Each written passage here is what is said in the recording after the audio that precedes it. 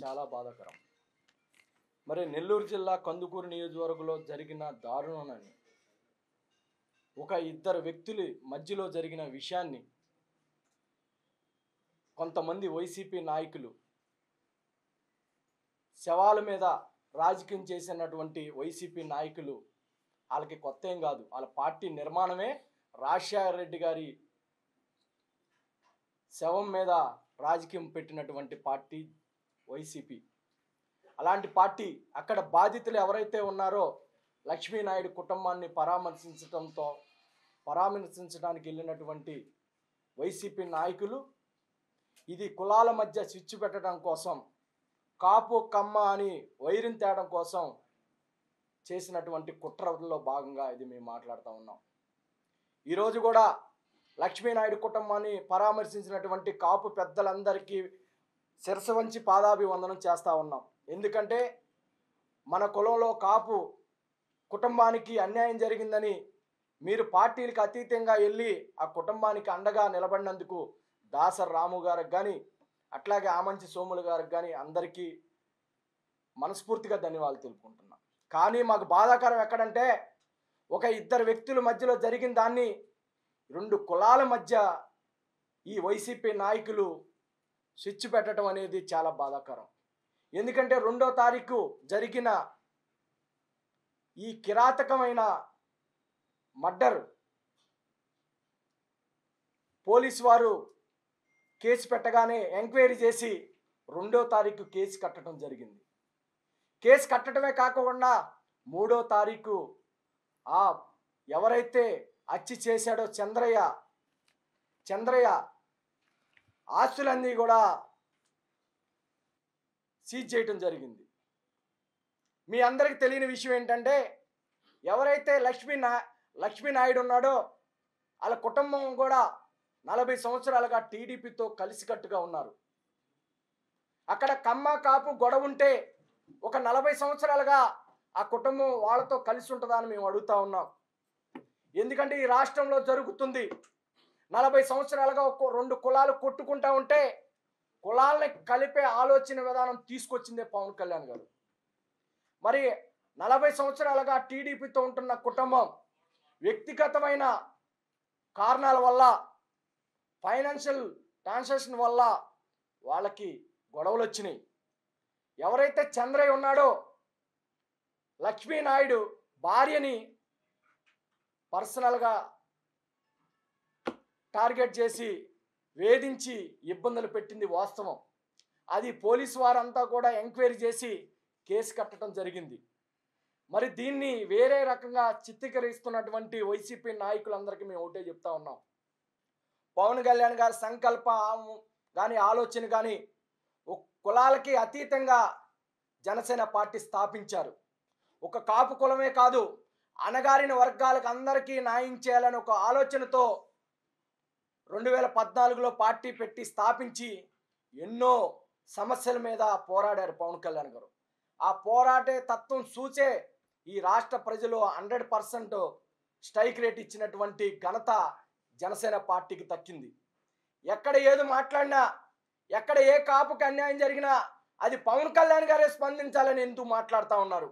మేము జగన్మోహన్ రెడ్డి లాగా కుల రాజకీయం చేయడానికి జనసేన పార్టీ స్థాపించలేదు. ఏ కులానికి అన్యాయం జరిగినా పవన్ కళ్యాణ్ గారు మాట్లాడతారు, స్పందిస్తారు. ప్రభుత్వం రాగానే తిరుపతిలో తొక్కిసలాట్లో చనిపోతే సొంత పార్టీని కూడా నిలదీసి అడిగినటువంటి గొప్ప మనసున్న మహారాజు పవన్ కళ్యాణ్ గారు. ఈరోజు పవన్ కళ్యాణ్ గారిని వైసీపీ నాయకులు మాట్లాడుతూ ఉన్నారు. మీరు మాట్లాడాలి, మిమ్మల్ని ఏవనగా పెట్టమని జొక్కంపూడి రాజా గారు మాట్లాడుతూ ఉన్నారు. అయ్యా జొక్కంపూడి రాజా గారు, మీకు కాపుల మీద ప్రేమ ఉంది. ప్రేమ ఉంటే వైసీపీలో మీకు కాపు కార్పొరేషన్గా చైర్మన్గా చేసి మరి కాపు కార్పొరేషన్ని నిర్వీర్యం చేసినటువంటి జగన్మోహన్ రెడ్డిని మీరు నిలదీయలేదా అని అడుగుతా ఉన్నా. కాపు పిల్లలందరూ కూడా విదేశీ విద్య కోసం మీరు లోన్స్ ఇస్తారని చెప్పి నమ్మి విదేశాలకు వెళితే 100 కోట్ల రూపాయలు మీరు ఇవ్వకుండా, అది రిలీజ్ చేయకుండా ఆపితే ఆ కుటుంబాలన్నీ కూడా రోడ్లు పడలేదా అని మేము అడుగుతా ఉన్నాం. మీరు కాపు కార్పొరేషన్ చైర్మన్గా ఉన్నప్పుడు ఈ రాష్ట్రంలో ఉన్న కాపులకి, యువతకి మీరు ఏం చేశారో బహిరంగంగా శ్వేతపత్రం రిలీజ్ చేయాల్సిందిగా మేము కోరుతా ఉన్నాం. ఈరోజు మీ రాజకీయం కోసం మీరు రాజమండ్రి నుంచి నెల్లూరు వచ్చి ఇది కులాల మధ్య స్విచ్ పెట్టి ఇది పవన్ కళ్యాణ్ గారిని లాగాలని చూస్తున్న మీ దుర్మార్గాన్ని మేము ఖండిస్తా ఉన్నాం. కాపుల మీద అంత ప్రేమ ఉన్న జగన్మోహన్ రెడ్డి మరి ఆనాడు కాపులందరూ కూడా బీసీలో చేర్చాలని ఒక కోరికని, నేను కాపుల్ని బీసీలో చేర్చనని చెప్పి బహిరంగంగా చెప్పినప్పుడు మీరెందుకు నిలదీయలేదని మేము అడుగుతా ఉన్నాం. అదే ముద్రగడ్డ పద్మనాభం గారు తుని మీటింగ్ పెట్టి అదే ఆవేశంగా మరి రోడ్డు మీదకి వెళ్ళి ట్రైన్ తగలబెట్టినప్పుడు మీరందరూ మరి ఆ రోజు వైసీపీ కార్యకర్తలు లేరా అని మేము అడుగుతూ ఉన్నాం. ఆ రోజు మీ నాయకుడిని ఎందుకు నిలదీయలేదు, మీ నాయకుడిని ఏమనగా ఎందుకు పెట్టలేదని మేము అడుగుతా ఉన్నాం. మా నాయకుడు దుర్మార్గాలు చేయలేదు, మా నాయకుడు సొంత బాబాయిని చంపి మాఫియా చేయలేదు. మా నాయకుడు ఎప్పుడు కూడా ప్రజల సంక్షేమం కోసం, అణగారిన వర్గాల కోసం ఎప్పుడు పోరాడుతూ ఉన్నారు. ఈరోజు మీరు మాట్లాడుతూ ఉన్నారు పవన్ కళ్యాణ్ గారిని A1గా పెట్టండి, చంద్రబాబు నాయుడు గారిని A2గా పెట్టండి, లోకేష్ని A3గా పెట్టండి అంటున్నారు. మీ ఎమ్మెల్సీ ఒక దళిత కుర్రోడ్ని డ్రైవర్ని చంపి డోర్ డెలివరీ అయినప్పుడు మీ నాయకుడిని A1గా ఎందుకు పెట్టలేదని మేము అడుగుతా ఉన్నాం. ఈరోజు టీడీపీ కార్యకర్తలు ఇద్దరు పర్సనల్ గొడవ మర్డర్ జరిగితే అది కావాలని జనసేన పార్టీని ఆపాదించి కూటమి కలిసికట్టుగా ఉండాలి, ఈ రాష్ట్రానికి మంచి పరిపాలన అందించాలని పవన్ కళ్యాణ్ గారి సంకల్పంతో ముందుకు తీసుకెళ్తా ఉంటే గూగుల్ లాంటి సంస్థలు వచ్చి ఈ ఆంధ్ర రాష్ట్రంలో పెద్ద ఎత్తున పెట్టుబడులు పెడతానంటే నరేంద్ర మోడీ గారి సహకారంతో, చంద్రబాబు నాయుడు గారి సహకారంతో, పవన్ కళ్యాణ్ గారి సహకారంతో ఈరోజు పెద్ద ఎత్తున పెట్టుబడులు వస్తుంటే చూసి వారం లేక ఈ కాపుల్ని, ఈ కమ్మవారు ఎవరైతే ఉన్నారో వాళ్ళని గొడవలు పెట్టి ఈ రెండు పార్టీల మధ్య స్విచ్ పెట్టాలి. జనసేన పార్టీ టీడీపీ కలిసి ఉన్నంత కాలం వీళ్ళని ఎడదీయలేం, ఇది మనం మళ్ళీ మన పార్టీ అధికారంలో రాదని ఒక కుతంత్రాలతో కాపుల్ని కావాలని వైసీపీలో ఉన్న కాపుల్ని రెచ్చగొట్టి మీరు ఈ శవరాజకాలు చేస్తూ ఉన్నారు. మేము అమ్మడి రాంబాబు గారు మాట్లాడుతూ ఉన్నాడు, అమ్మడి రాంబాబు గారికి 70 ఏళ్ల వయసు వచ్చింది, ఇంకా ఎవరూ రాలేదు. ఎందుకంటే ఒక రాజకీయ నాయకుడిగా ఫెయిల్యూర్ అయ్యాడు, ఒక ఎమ్మెల్యేగా ఫెయిల్యూర్ అయ్యాడు, ఒక మంత్రిగా ఫెయిల్యూర్ అయ్యావు, ఓ బప్పుల్లాగా తయారయ్యావు. వీడియోలు తీసుకుంటూ టిక్ టాక్లు చేసుకుని వీడియోలు చేసుకునే నువ్వు పవన్ కళ్యాణ్ గారి గురించి మాట్లాడతావని మేము అడుగుతా ఉన్నాం. నువ్వు కాపుల్ని ఆ రోజు నువ్వు అధికారం మదంతో కాపులు చిల్లరగాళ్ళు, కాపులు తాగుబోతులు, కాపులు రౌడీలని నువ్వు మీడియా ముఖంగా మాట్లాడాను. నువ్వు కాపుల గురించి మాట్లాడే హక్కు మీకుందా అని అడుగుతా ఉన్నాం. ఈరోజు చాలా బాధ కలుగుతూ ఉంది. మాలాంటి యువత ఈ రాష్ట్రం బాగుంటుంది, లక్షలాది ఉద్యోగాలు వస్తాయని ఆశతో ఉంటే మీ జగన్మోహన్ రెడ్డి శవాల మీద రాజకీయాలు చేసినటువంటి జగన్మోహన్ రెడ్డి నాయకత్వంలో మీ కాపు పెద్దలు పనిచేయటం చాలా బాధాకరం. కాపు వైసీపీలో ఉన్న కాపు పెద్దలందరికీ మేము ఒకటే చెప్తా ఉన్నాం, మీరు మీ వైఖరి మార్చుకొని మీరు ఈ రాష్ట్రం అభివృద్ధి చేయడానికి మీరు సహకరించండి. మీరు కావాలని పవన్ కళ్యాణ్ గారిని టార్గెట్ చేస్తే ఏ కాపు సోదరుడు కానీ జన సైనికుడు కానీ ఊరికినే మిమ్మల్ని వదిలిపెట్టడు. మీరు చిత్తుగా ఓడిపోయారు చూసారా, ఈసారి మీకు డిపాజిట్లు కూడా రాకుండా ఓడిపోతారు.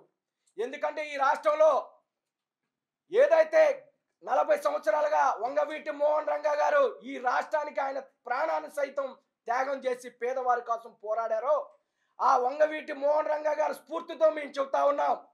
మాకు వంగవీటి మోహన్ రంగా గారు చనిపోయినాక అలాంటి నాయకుడు ఎవరూ రాలేదు.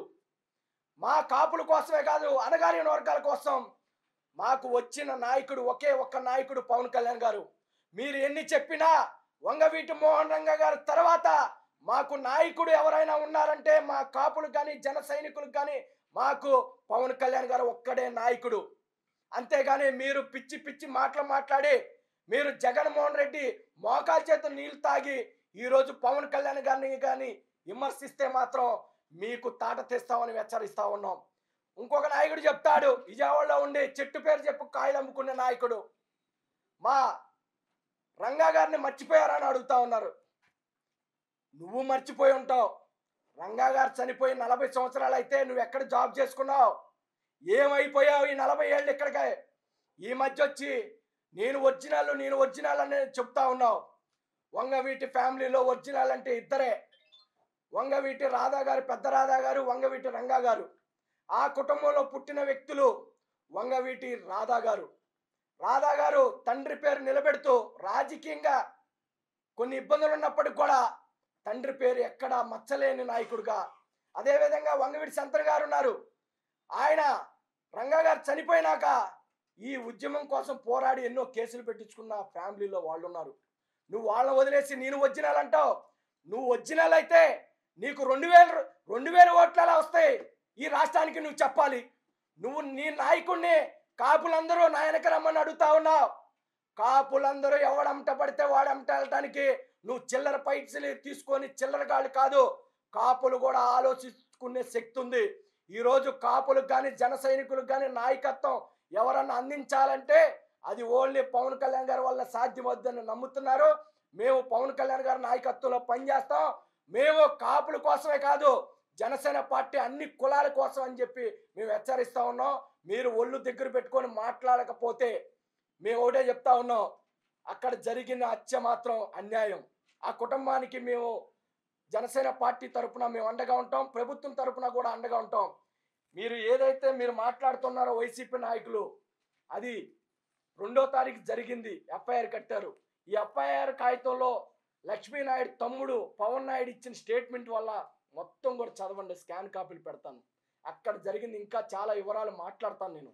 ఎందుకంటే లక్ష్మీనాయుడు గొడవ వల్ల ఎవరైతే హరిశ్చంద్ర ప్రసాద్ ఉన్నాడో వాళ్ళ గ్రామస్తులందరూ కూడా కలిపి ఆ అబ్బాయిని ఊరు నుంచి బయటికి పంపించేశారు. ఆ కక్ష పెట్టుకొని కావాలని దుర్మార్గంగా చంపాడు. మీరు 2 కులాల మధ్య, 2 కుటుంబాల మధ్య గొడవని 2 కులాల మధ్య కావాలని కడుతున్నారు. అక్కడున్న స్థానిక ఎమ్మెల్యే గారు కూడా స్థానికంగా ఎవరికైతే హత్య జరిగిందో లక్ష్మీనాయుడు కుటుంబానికి అండగా ఉన్నాడు. పోలీసు వారికి కూడా ఫోన్ చేసి దుర్మార్గంగా చంపాడు, మీరు కేసు కట్టండి, ఆస్తులు కూడా సీజ్ చేయమని చెప్పారు. ఈ వాస్తవాలు వెలుగులో తేకుండా కొంతమంది వైసీపీ నాయకులు ఇది బురద జల్లే కార్యక్రమం చేస్తూ ఉన్నారు. దీని మీద ఏదైనా ఎక్కడికైనా డిబేట్ రావడానికి మేము సిద్ధంగా ఉన్నాం. మేము ఏ విషయానికైనా, ఎవరికి జరిగిన ఒక కాపు కుర్రోడికే కాదు, రాష్ట్రంలో ఎవరికి అలాంటి సంఘటన జరిగినా మేము జనసేన పార్టీ తరఫున మేము అండగా ఉంటాం.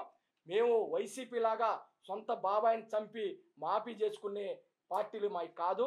మీరు ఒళ్ళు దగ్గర పెట్టుకొని మాట్లాడాలి. పవన్ కళ్యాణ్ గారు మాట్లాడే ముందు ఆయన వ్యక్తిత్వాన్ని ఒకసారి ఆలోచించుకొని మీరు మాట్లాడాల్సిందిగా కోరుతా ఉన్నాం.